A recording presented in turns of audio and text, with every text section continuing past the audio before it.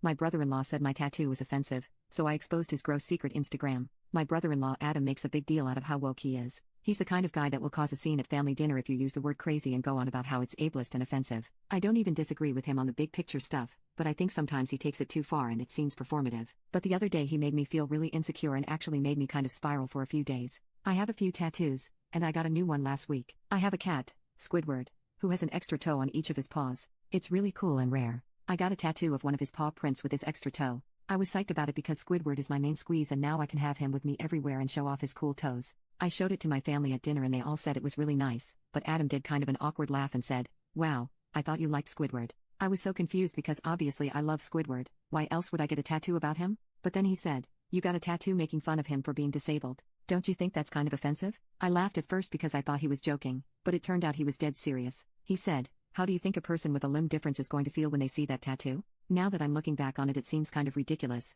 but my sister sort of agreed with him and said maybe someone would be offended by it and I don't know. I just started freaking out. I actually went home and cried worried that I accidentally got an offensive tattoo. I googled tattoo removal and looked up ideas for how to cover it up. I was so worried that I was going to hurt someone who saw this stupid tattoo I got for my cat. Finally I messaged a casual friend of mine on Instagram. She's super hot and disabled and works as a model for accessible clothing. I said I was sorry for bothering her about this but laid out the whole story of the tattoo and my brother-in-law, asking her if she thought it was offensive. I showed her some text messages he'd sent me over the past couple days, saying he was sorry if he hurt my feelings but he just felt it was his responsibility to be an advocate for the disabled community. My friend said, "Okay, first of all, that's ridiculous and this is not offensive at all. Your tattoo is adorable and I'm sure Squidward isn't offended. Second of all, I think I know that guy." She recognized the picture he was using for his contact and showed me Instagram messages she'd gotten a few months back. It was this guy, named Adam, who was messaging her being super creepy. He was telling her how hot she looked in her last photo and saying he'd always fantasized about being with a girl with one leg and lots of really dirty graphic poop about what he imagined intimacy with a one-legged person would be like.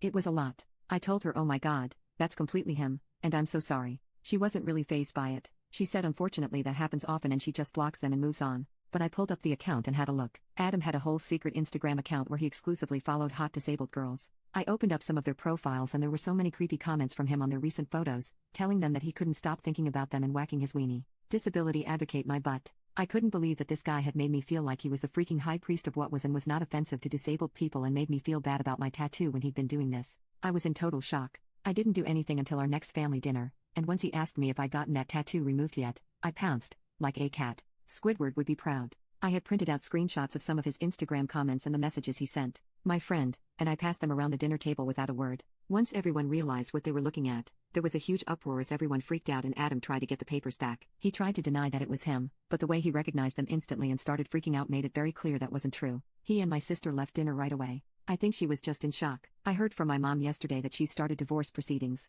I can't believe all of this happened because of a little tattoo.